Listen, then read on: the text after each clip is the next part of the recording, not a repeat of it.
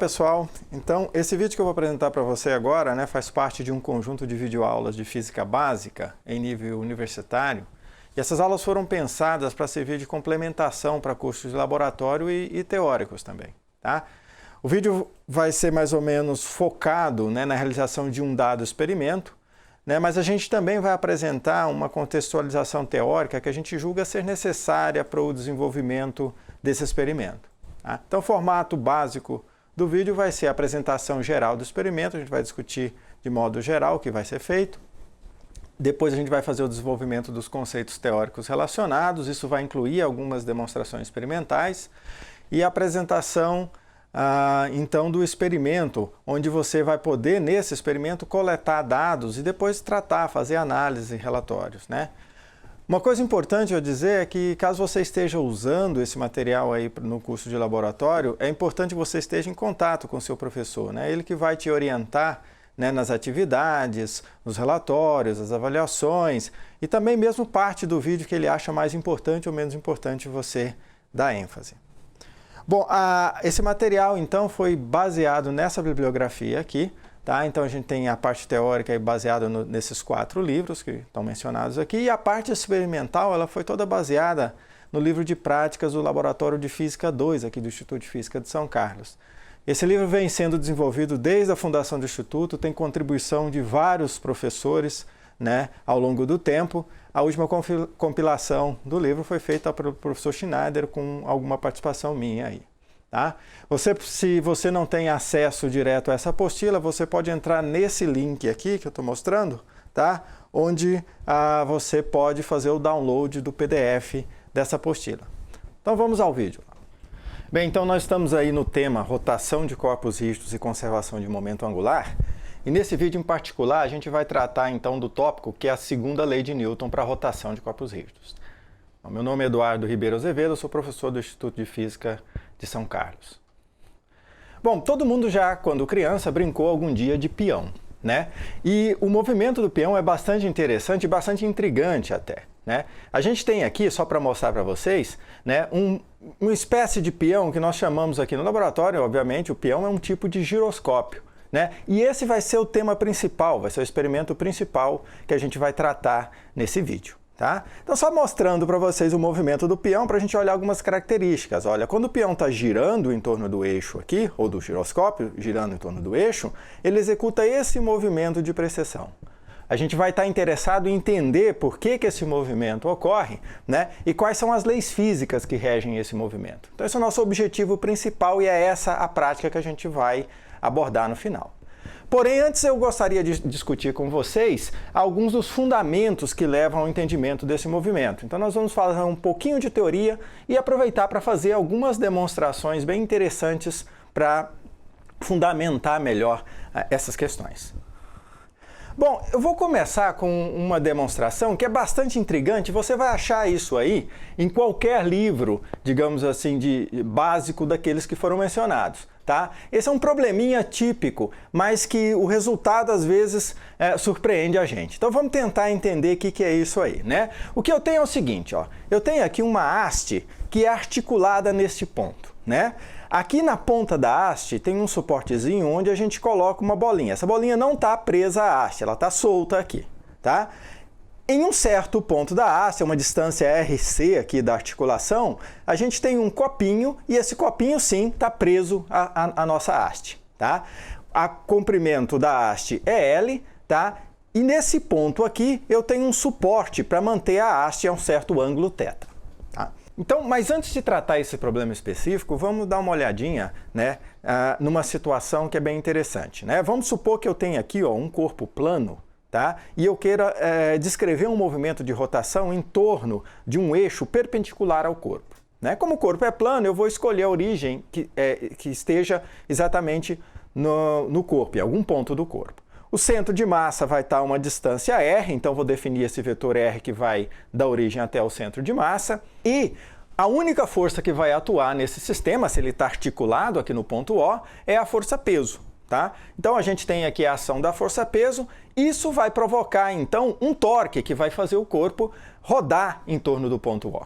Como a gente trata esse problema? A gente pode tratar esse problema usando a segunda lei de Newton para rotação na forma escalar, né? Onde eu vou relacionar o módulo dos torques externos, no caso o único torque presente é o torque da força-peso, tá? Com a aceleração angular, e a relação disso é proporcional ao momento de inércia, né? Então, sabendo aqui o momento de inércia e o somatório dos torques externos, nesse caso o torque da força-peso, eu posso determinar qual é a aceleração angular. Esse corpo, né, obviamente, se eu deixo ele cair, ele vai acelerar, né, com uma aceleração angular alfa, tá, em torno do eixo Z.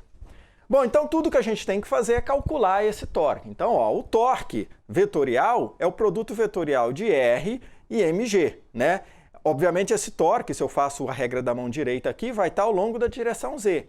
Mas o módulo desse torque vai ser o módulo de R vezes o módulo da força-peso, que é mg, vezes o seno do ângulo entre eles. E o ângulo entre eles é todo esse ângulo aqui, que eu posso escrever em termos do ângulo θ aqui, que o R forma com o eixo x, como sendo θ mais 90 graus, que está aqui. Mas seno de θ mais 90 nós sabemos que é igual a cosseno de θ. Uma vez que eu tenho isso, agora eu posso substituir lá em cima e achar então, olha, mgr cosseno θ igual a I vezes alfa. Então a aceleração angular neste problema vai ser dada por mgr cosseno θ dividido pelo momento de inércia.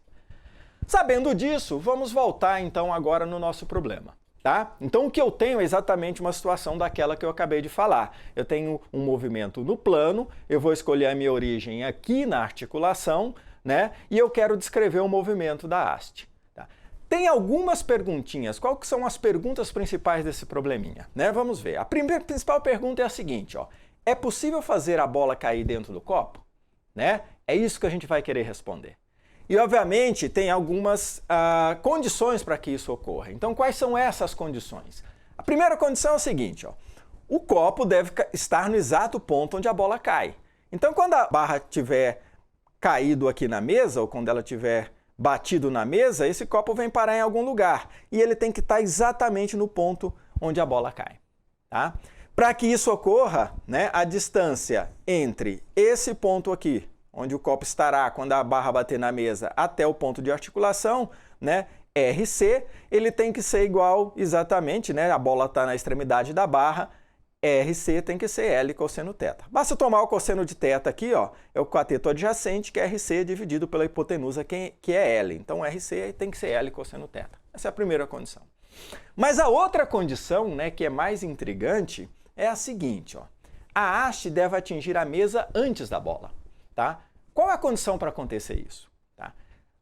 Bem, quando eu soltar aqui a articulação, quando eu eliminar esse suporte, a haste vai cair acelerando, né? E eu vou ter uma aceleração vertical da haste. Essa aceleração vertical da haste tem que ser maior que a aceleração da bola.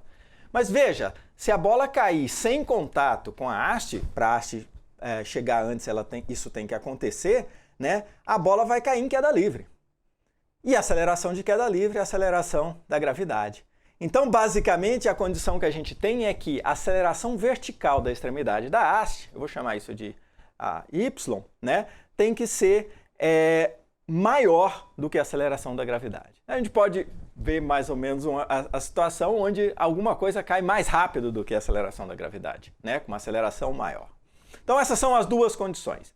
Essa condição basta eu colocar, digamos assim, o copinho no lugar certo. Mas essa condição a gente tem que olhar direitinho o problema para ver como satisfazê-la. Bom, então vamos lá. O que eu tenho que descrever? Primeiro eu tenho que descrever o movimento da haste. E esse movimento da haste é basicamente uma rotação pura em um plano, né? Como a gente já descreveu. E nesse caso, né, a única força, o torque externo que tem é a força-peso. Aqui eu vou definir meu vetor R, nesse caso o módulo de R é o comprimento da haste dividido por 2, aquele ângulo θ é esse ângulo aqui, né? E a aceleração alfa vai acontecer dessa maneira aqui. A gente pode usar aquela formulinha que a gente acabou de deduzir, né? Onde eu tenho mgr cosseno θ dividido por I. Basta eu substituir o R por L sobre 2 e o momento de inércia pelo momento de inércia de uma haste, né? Em relação ao eixo na sua extremidade, que nós sabemos que é ml² dividido por 3. Tá? Substituindo isso e isso aqui, a gente vai obter que a aceleração angular da haste vai ser 3g sobre 2L vezes o cosseno de θ. Mas eu quero saber a aceleração linear vertical da haste. Antes disso, eu posso determinar qual é a aceleração linear tangencial aqui. Basta eu tomar o produto da aceleração angular com o comprimento da haste, tá? Se a gente faz isso, obviamente esse L corta e eu tenho que a aceleração vai ser 3/2 de g cosseno θ. E a componente vertical? É essa que interessa, é essa que eu preciso comparar com a gravidade. Bom, a gente pode achar simplesmente tomando a projeção dessa aceleração nesse eixo. E esse ângulo aqui, você pode verificar isso com uma conta geométrica simples aí, é o mesmo ângulo θ, ó. Então, o que a gente tem, basicamente, é que a aceleração y aqui vai ser 3/2 de g cosseno de θ vezes cosseno de θ, que vai dar esse cosseno ao quadrado de θ. Uma vez que eu sei essa aceleração, para a bola cair dentro do copo, essa aceleração y tem que ser maior que g, essa é a minha condição.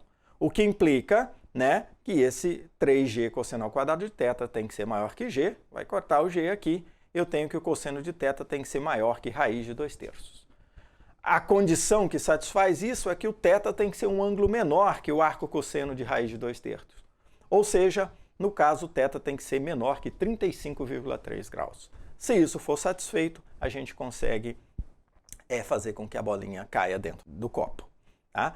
E, obviamente, essa condição, como nós dissemos, também tem que ser satisfeita, sendo que o ângulo tem que, conjuntamente, obedecer essa condição, tá? Ó, bastante intrigante. Se a gente tiver esse ângulo, a gente vai ter, então, a possibilidade de ter a bolinha caindo aí dentro do copo. E aqui está o experimento que nós fizemos e filmamos para vocês em câmera lenta, tá? Aqui é o professor Luiz Antônio, que vai fazer o experimento. Eu tenho exatamente aquilo lá, ó, tá aqui a haste, eu tenho articulação nesse ponto, a bolinha está apoiada aqui num suportezinho e aqui eu tenho o copinho.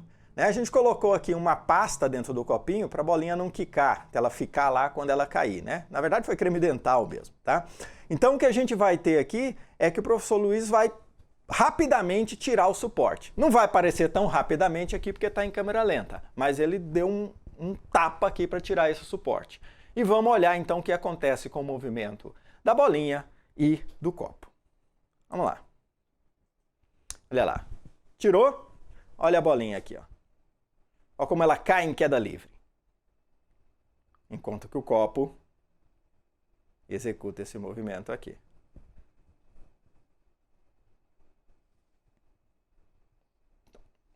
Tá lá, certo? Exatamente dentro do copo. Lindo, né?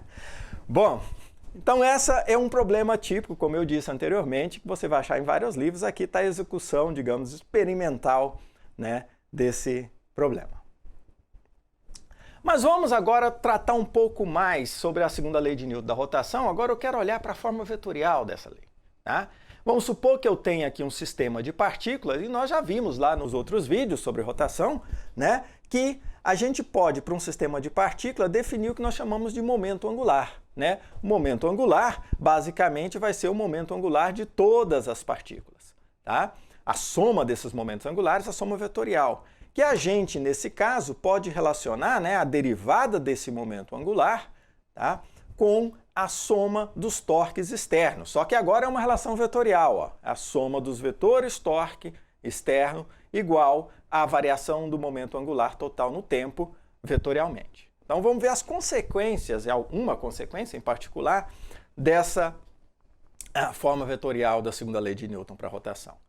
Só lembrando que isso aqui vale para qualquer sistema de partículas, né? Então, inclusive para corpos extensos. Eu coloquei aqui esse paralelepípedo, mas pode ser qualquer forma de corpo, né? Uma vez que eu determinei o torque em relação a uma certa origem, né? Lembrando que o torque depende da origem, e o momento angular em relação à mesma origem, a gente pode usar então essa forma vetorial da segunda lei de Newton para a rotação. Mas é interessante a gente olhar num caso específico, né? E o problema que a gente vai tratar aqui satisfaz essa condição, né? Nós já vimos lá no outro vídeo sobre conservação de momento angular que quando eu tenho uma distribuição simétrica e eu giro o corpo em torno de um eixo de simetria, a gente tem uma expressão simplificada para o momento angular, né? Então a gente pode dizer que nesse caso o momento angular ele pode ser simplesmente escrito como sendo o produto do momento de inércia, que é toda essa somatória aqui, vezes a velocidade angular, tá? Onde a gente tem, por exemplo, a velocidade angular como sendo ω vezes k, esse ω aqui é o módulo e k é a direção, a gente pode calcular o vetor velocidade angular usando a regra da mão direita, né? Calcular não, né? Obter a direção e sentido do vetor momento angular usando a regra da mão direita. Então, se a rotação é assim, usa a regra da mão direita, vetor momento angular para cima. Se a rotação é o contrário, regra da mão direita, vetor angular para baixo. Com essa definição vetorial da velocidade angular, eu sempre posso escrever que L igual a Iω nessas condições onde eu tenho distribuição simétrica de massa em relação à rotação. Ok? Bom, aí nós vamos usar essa ideia para descrever o movimento de um sistema bastante interessante, né? Que é o chamado movimento de precessão para um giroscópio.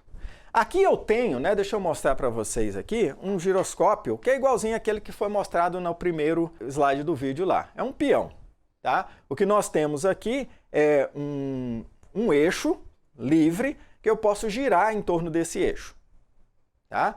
Esse eixo gira aqui junto e esse cara pode girar quase que livremente, tá? Tem uns rolamentos aqui que o atrito é muito baixo. Uma vez que eu giro esse sistema, eu posso estabelecer um momento angular. Se eu girar, por exemplo, nesse sentido, o momento angular está para lá, só usar a regra da mão direita. Se eu girar no sentido contrário, regra da mão direita, momento angular para dentro, tá? Esse peão, né, se eu, por exemplo, simplesmente paro ele e apoio ele em algum ponto e deixo ele solto, se eu soltasse esse outro lado aqui, ele simplesmente ia cair dessa maneira. Né? Por que ele cai assim? Bom, a gente pode escrever isso usando a segunda lei de Newton para a rotação. Vamos olhar aqui, ó. Essa parte que gira aqui do meu giroscópio, né, a gente chama de volante do giroscópio. Aqui está o ponto de apoio, então vou colocar a minha origem dos sistemas coordenadas aqui, ó, x, y, z. As forças que agem nesse sistema é a força normal do apoio aqui, então ela age aqui no giroscópio. Essa força não produz torque porque está exatamente em cima do ponto de articulação, né? Ou em cima da minha origem, se você preferir. A força que vai produzir torque é a força-peso. Então, a força-peso vai estar em algum lugar aqui perto do volante, no centro de massa do sistema, digamos assim. A força-peso, tá, vai agir no sentido de trazer esse peão para baixo. Mas eu posso calcular isso em termos do torque. Ó. Se eu tomar o torque em relação a esse ponto, eu vou pegar o produto vetorial entre esse vetor R, tá, aqui, e a força-peso. O torque, obviamente, usando a regra da mão direita aqui, ó, R, vetor mg, vai dar na direção y, nessa direção que está mostrada aqui. Tá? Se o torque está aqui, né, e eu imagino então agora a segunda lei de Newton para a rotação, que torque vetorial igual a dl e dt, isso quer dizer que a direção de variação do momento angular do sistema vai ser a mesma direção do torque. A roda não está girando, então não tem nenhum momento angular. O momento angular inicial aqui, nesse caso, é zero. Tá? Se esse momento angular inicial é zero, vai haver uma variação angular do momento angular no sentido, então, na direção desse torque aqui. O que quer dizer, né, que vai aparecer um momento angular nessa direção aqui, novamente usando a regra da mão direita, a gente vê que ele vai girar, né, como está mostrado aqui, em torno desse eixo, ou seja, simplesmente vai cair. Isso é um movimento óbvio, né, de qualquer corpo que cai. Mas a gente pode ver isso em termos da segunda lei de Newton para a rotação, e é isso que eu queria mostrar para vocês aqui. Mas vamos agora olhar para a situação mais realista, tá? Vamos olhar agora, mas realista não, né? Para a situação que a gente quer. Agora eu vou pegar essa roda aqui e vou girar com uma certa velocidade angular. A gente vai ser um pouco mais ousado do que lá no peão que a gente mostrou lá no começo do vídeo, tá? Aqui eu vou colocar essa haste a 90 graus em relação ao apoio, tá? Então a gente vai colocar isso exatamente dessa maneira. O torque continua a mesma coisa, ó, porque eu continuo tendo o vetor R e o mg continua para baixo, produto vetorial dá o torque aqui nessa direção. A diferença agora é que pela roda estar girando aqui com uma certa velocidade angular, tá? Eu vou ter um momento angular que eu vou chamar de Li, já de início, tá? Esse momento angular, como eu tenho, ó, simetria de massa em torno do eixo de rotação, vai ser igual a I vezes a velocidade angular, que também aponta nessa direção, o vetor velocidade angular. Ok, vamos lá então para a segunda lei de Newton para a rotação. Né? Novamente eu tenho aquela mesma situação, né, que a variação do momento angular vai estar na direção do torque, vai ser tal, vetor tal, vezes dt. O torque aqui nesse caso está na direção j, né, na direção de y aqui. O módulo dele vai ser o módulo de r, que é essa distância aqui, vezes o módulo de mg, que é a força-peso. A variação do momento angular, então, vai ser esse torque vezes dt, que vai estar também na direção j. Só que o momento angular inicial aqui está na direção x, né? Então o torque está na direção y, o momento angular inicial na direção x e a variação do momento angular também na direção y. Ou seja, a gente tem uma situação em que o momento angular, a variação do momento angular, é perpendicular ao próprio momento angular inicial. O que vai acontecer então, gente? Aí é que muda toda a situação. Porque, olha só, eu já tinha esse momento angular aqui e estou impondo ao sistema, né, num curto intervalo de tempo aqui, dt, uma variação de momento angular perpendicular. Então, o momento angular depois de dt vai mudar de direção, vai para esse ponto aqui. Mas quando eu rodo o momento angular, quer dizer que a roda gira um pouquinho para cá, né?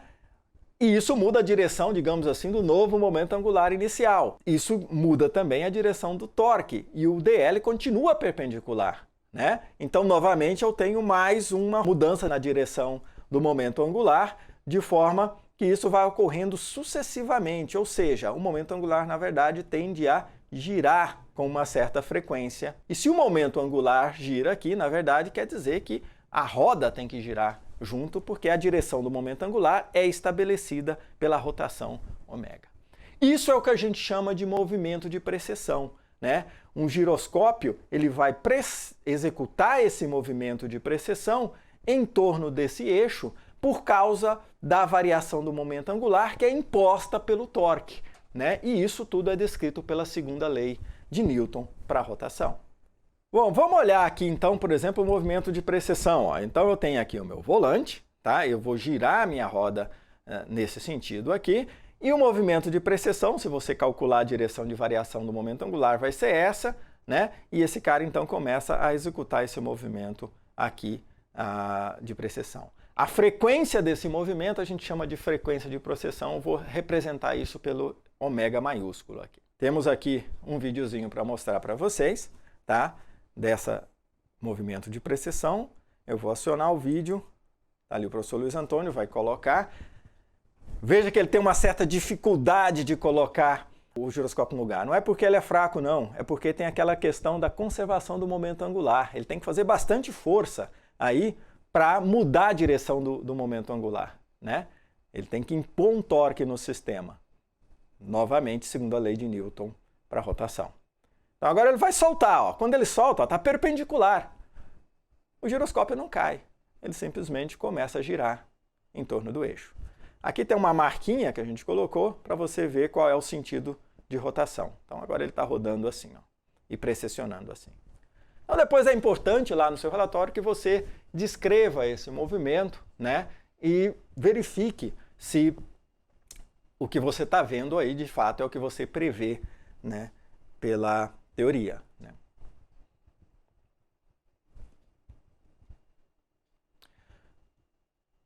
Ok, então como é que eu faço agora para mudar o sentido, né, da frequência de processação? Aqui foi no sentido anti-horário, né? Se eu quiser mudar o sentido da frequência de processação, a maneira mais simples é mudar a direção do momento angular. Ó. Porque se o momento angular estiver para cá, por exemplo, o dl continua sendo na mesma direção, ó, perpendicular aqui, porque o torque não mudou de direção, a frequência de precessão deve inverter de sentido.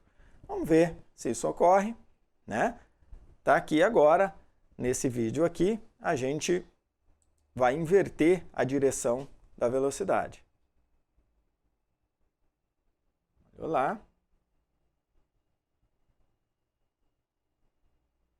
O professor Luiz, com alguma dificuldade, por causa da conservação do momento angular, colocou.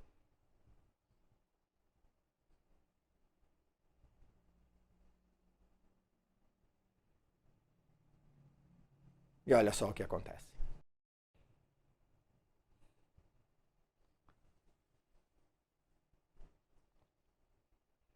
A precessão continuou ocorrendo mais ou menos com a mesma frequência, porque a velocidade angular era parecida, tá? Mas agora inverte o sentido. Bom, vamos agora tentar olhar esse problema de outra maneira, né? A gente falou que tem que ter torque, né, para ter esse movimento de precessão. Então eu tenho que ter a rotação mais torque, porque é o torque que faz a variação do momento angular.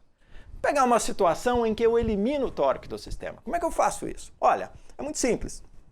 Eu vou, ao invés de colocar a minha esferinha aqui no suporte, eu vou pegar meu giroscópio e pendurar ele em um certo ponto, aqui, né? Só que desse lado eu vou colocar um contrapeso, para equilibrar o peso do giroscópio de modo que o centro de massa esteja exatamente aqui, ó, né? Se o centro de massa está aqui, a força-peso atua, total, né, da massa total do sistema, atua exatamente aqui, né? A força de tração aqui do fio também, de modo que o torque, tanto da força-peso como da força de tração, é zero. Então não tem torque no sistema, né? O que vai acontecer? Se não tem torque no sistema, não pode ter o quê? Variação de momento angular. Mas eu posso fazer mais ainda, né? Eu posso vir aqui, por exemplo, ó, e diminuir esse pezinho aqui, diminuir essa massa aqui. Se eu diminuo essa massa, o centro de massa do sistema é deslocado para cá, né? Para a direção do volante. E aí agora sim, eu tenho um vetorzinho R e a força-peso não está mais no eixo de rotação, no centro de rotação do sistema. Isso vai fazer me aparecer um torque positivo aqui na direção Y, M, R, MG na direção J. Então agora eu vou ter torque. Se eu tenho torque, tem variação de momento angular e a direção de variação do momento angular é definida pela direção do torque. Nesse fato vai ser nessa direção Y aqui. Eu posso fazer o contrário, ao invés de diminuir o peso, eu posso colocar mais peso, né? Colocar mais massa aqui. E aí, ao invés de deslocar o centro de massa para lá, eu desloco ele para o lado de cá. Então, como agora o vetor R está para esse lado, eu faço a regra da mão direita aqui, o torque inverte de sentido, né? Isso é bem interessante, porque eu tenho uma situação em que o torque está em um sentido, e aqui eu tenho outra situação que está no sentido contrário. Isso deve mudar a direção de frequência de precessão. E é isso que a gente quer mostrar para vocês aqui nessa demonstraçãozinha, ó. Veja, eu tenho aqui o meu giroscópio, ele está pendurado lá por trás em algum ponto, que não dá para a gente ver aqui, né? E pendurado na extremidade do giroscópio eu tenho aqui um pezinho, esse pezinho amarelo aqui, né? É esse pezinho aqui que vai colocar. Então vamos ver o que a gente vai fazer aí, né? Então, vamos começar aqui. Ó, eu estou pegando lá, estou colocando um outro peso para equilibrar. Veja que quando eu soltar ele vai ficar equilibrado. Balançando um pouquinho, mas está equilibrado. Está na vertical. Agora, a gente vai girar isso aí, ó. Uma furadeira lá em um suporte de borracha, a gente vai girar esse cara. Uma velocidade bem alta. Estabeleci um momento angular. Agora tem momento angular, né? Como o torque resultante é zero, nada acontece. Mas agora eu vou tirar um dos pesos. Estabeleci um torque. Ele começa a girar com uma certa frequência de precessão. Será, hein? Então vamos dar uma olhada agora. Eu vou colocar o peso de volta. Olha o que acontece. Para de executar o movimento de precessão. E agora eu vou colocar mais peso. O giroscópio volta, né? Sempre a gente fica surpreendido com essas coisas, mas é o que a física diz pra gente, né? Bom, agora vamos, gente, nessa parte, agora tentar ser um pouco mais quantitativo. Vamos tentar determinar como calcular essa frequência de precessão. Na verdade, não é complicado não, ó, porque eu sei que o torque, né, como eu disse lá, é o produto vetorial entre o vetor R que vai daqui até aqui e o peso. Então, o módulo de R, que é essa distância, o módulo de R eu vou chamar que é D, né, vezes mg na direção J. O momento angular é L vezes a frequência angular de rotação na direção I. E o dl, como a gente já viu, é mgr dt. Lembrando que esse R aqui, né, é a mesma coisa desse D. Bom, olha só. Então eu posso tratar o problema dessa maneira, ó. Inicialmente eu tinha um momento angular aqui e aumentei o momento angular, ou seja, somei um dl aqui, né, perpendicular à direção do momento angular. O momento angular resultante, que é L mais dl, é nessa direção. Só que isso aqui é um infinitésimo. Então, basicamente, né, o módulo desse cara aqui é muito parecido com o módulo de L. Ó, vamos calcular esse ângulo φ aqui. Como é que eu calculo esse ângulo φ? Eu posso usar o seno, né? O seno desse ângulo dφ, né, aqui, é igual a dl sobre L mais dl, né? Mas o L mais dl, o módulo de L mais dl é praticamente o módulo de L, porque esse dl é um infinitésimo, é um número muito pequeno em relação a L. E no caso, se eu estou nessa condição infinitesimal, o ângulo de φ também é um ângulo pequeno, e aí o seno é o próprio ângulo. Então o seno de φ é aproximadamente dφ, que é igual a um módulo de dl dividido pelo módulo de L. Módulo de dl é mgr vezes dt. Eu só substituí o r aqui por essa distância aqui que eu chamei de d maiúsculo. Então é mgd vezes dt. E o módulo de L, né, é igual ao momento de inércia vezes a velocidade de rotação.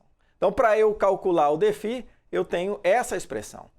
E o que é a frequência de precessão? É a frequência com que ele gira. Então, é a variação desse ângulo dφ no tempo. Basta eu pegar o dφ e dividir, digamos, por um intervalo dt, né? E a gente vai ter, então, a expressão para a minha frequência de precessão, né? dt aqui, vai dar mgd sobre ômega. Então, essa é a frequência com que o giroscópio vai precessionar, vai executar esse movimento de precessão. Tá? Depende da massa, depende, obviamente, da aceleração da gravidade, depende do braço aqui, né, dessa distância, do momento de inércia do giroscópio e da velocidade com que ele está girando. Tá? Então, a gente pode, inclusive, quantificar isso. Bom, vamos fazer isso na prática. Vocês agora vão calcular a frequência de precessão e depois vamos comparar com o que a gente vai observar no experimento. A gente vai, então, olhar isso dessa maneira e o que você vai ter aqui, né? Primeiro, eu vou precisar, então, determinar o momento de inércia do volante. A gente já mostrou isso para vocês lá no vídeo de conservação de momento angular, né? Ou de conservação de energia, de fato, né? Uma peça onde a gente desmontou e você conseguia pesar individualmente cada peça, né? E determinar as dimensões para calcular o momento de inércia, tá? Esse nosso giroscópio aqui eu não consigo desmontar. Então eu vou dar algumas dimensões para vocês e aí vocês vão ter que estimar a massa de cada pedacinho, tá? E calcular o momento de inércia. Bom, vamos lá então, ó. Primeiro a gente vai precisar dessa distância d aqui, é de 56,5 milímetros. O raio, né, externo aqui dessa peça é de 70,2. Aqui eu tenho que o raio interno é de 62,5.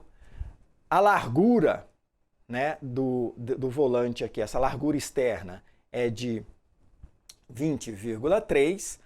E aqui, na verdade, né, esse volante eu tenho aqui uma peça, tipo um anel, e aqui dentro eu tenho um disco maciço que tem uma espessura que é um pouco menor, que é 4,3 milímetros.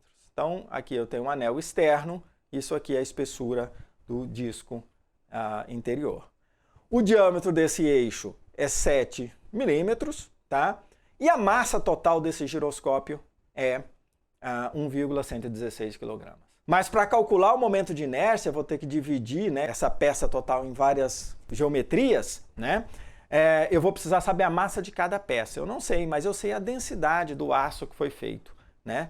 Que é aço inox e a densidade é 8 gramas por centímetros cúbicos. Usando esses dados, você tem como calcular qual seria o momento de inércia do giroscópio.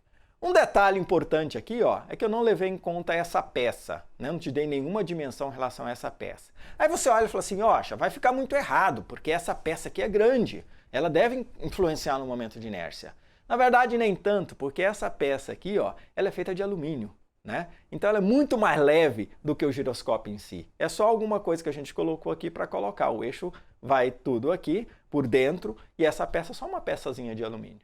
Tá? Então a gente pode desprezar essa peça, porque a massa dela é muito pequena em relação à massa do giroscópio.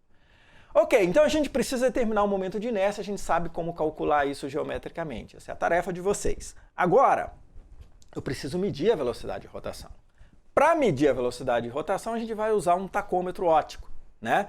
Então esse tacômetro óptico, basicamente, ele fica projetando aqui um feixe de laser, tá? E aí você tem reflexão e ele mede essa reflexão. Então, toda vez que você tem, por exemplo, a gente abriu aqui um pedacinho, pintou isso de preto e abriu aqui uma faixinha, né?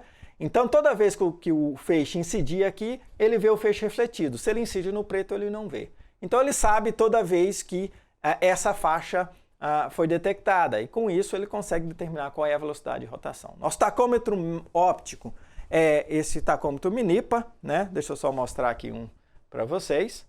Tá? Esse foi o que nós usamos, é igualzinho aquele que está na figura. O que a gente vai fazer aqui? Eu vou mostrar alguns experimentos para vocês. Na verdade, vamos mostrar 4 medidas para vocês. A gente vai mostrar qual é a velocidade de rotação do volante, medida aqui pelo tacômetro óptico. Com essa frequência de rotação do volante, você consegue calcular a sua velocidade de precessão. Ó, eu sei o M, eu sei o G, eu sei o D, o I você vai determinar, né? E o ômega a gente vai dar para você no tacômetro óptico. Então, uma das coisas vai ser calcular essa frequência de precessão. A outra coisa que você vai fazer é medir diretamente essa frequência de precessão. E aí é o seguinte, ó, tem esse cronômetro aqui, certo?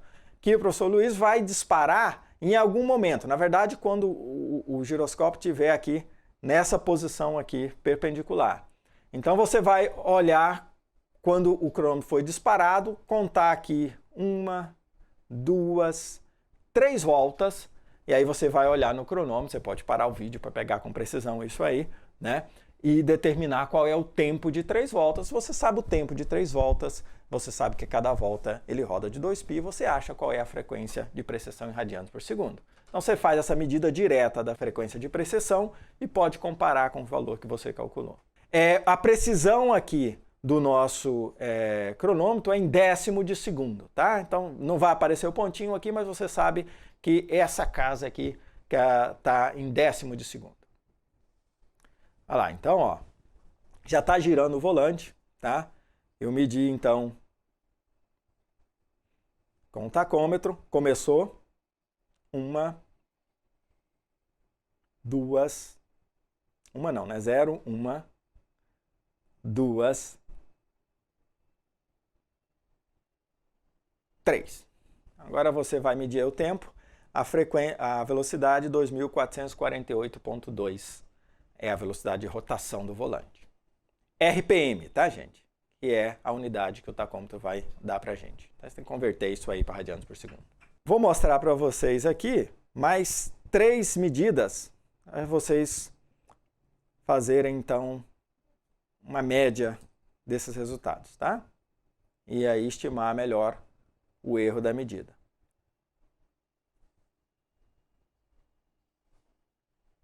Vai lá, disparou. 1, 2, 3.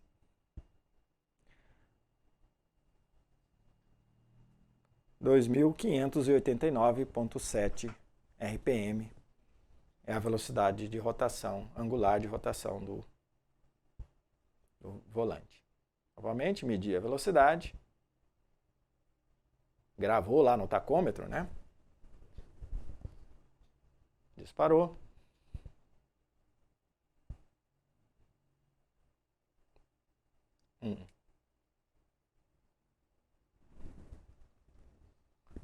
Dois.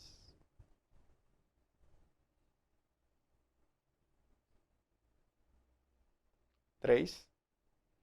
Tá lá. 2.440,9 RPM. Por último,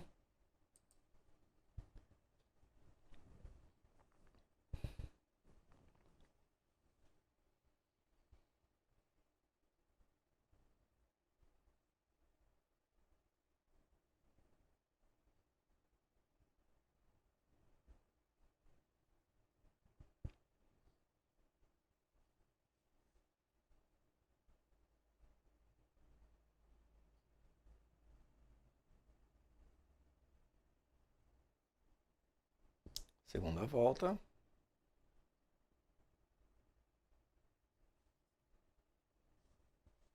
Tá? A sua medida é baseada, então, no que o cronômetro está mostrando para você lá. Ó. E a velocidade aqui é 2.493,4, a velocidade de rotação do volante em RPM. Ótimo, né? Então, com esses dados, você vai conseguir calcular a frequência de precessão baseado na rotação do volante e também obter a medida direta dessa frequência de precessão, depois comparar. Uma coisa que você precisa levar em conta, né, e essa discussão é importante, é até quanto você realmente não tem efeito de atrito, né? Porque na verdade aqui, ó, se você olhar aqui para o meu giroscópio, ele fica apoiado aqui. Tem atrito entre essa extremidade e o apoio. A gente tentou minimizar isso, né? Colocou aqui um óleo para isso aqui tá um pouco atrito, mas sempre tem. Então é importante que você também discuta todas essas coisas para determinar os seus erros. Essas são as análises, então, que a gente vai precisar fazer, né, em relação a esse vídeo. A gente vai fazer a partir das medidas das massas, dos parâmetros geométricos, você vai calcular o momento de inércia do volante, estimar o erro associado, baseado basicamente na precisão dos instrumentos de medidas utilizados. Também, né, usando a medida da frequência angular de rotação do volante, que a gente mediu lá com o tacômetro, você pode obter o momento de inércia, né, calculado e a distância dele, né? Também determinar a frequência de precessão do giroscópio e estimar o erro associado. E, por fim, comparar a frequência de precessão calculada com a medida diretamente. Bom, gente, um resumo do vídeo. O que a gente viu de importante em termos de física nesse vídeo, né? Nós verificamos aí a validade da segunda lei de Newton para a rotação na forma escalar, né, com um probleminha lá da rampa articulada, tá? Da haste articulada.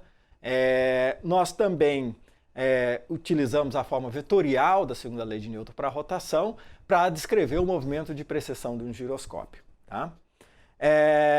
Falando um pouquinho sobre os vídeos sobre rotação de corpos rígidos, né? Nós temos lá o vídeo de conservação de energia e movimento de corpos rígidos. Tá? Nós também temos lá o vídeo de conservação do momento angular em rotação de corpos rígidos. E esse vídeo em particular foi sobre segunda lei de Newton para a rotação de corpos rígidos. Isso aí, gente, muito obrigado, espero que tenham gostado do vídeo e bom trabalho aí nas análises e elaboração do seu relatório.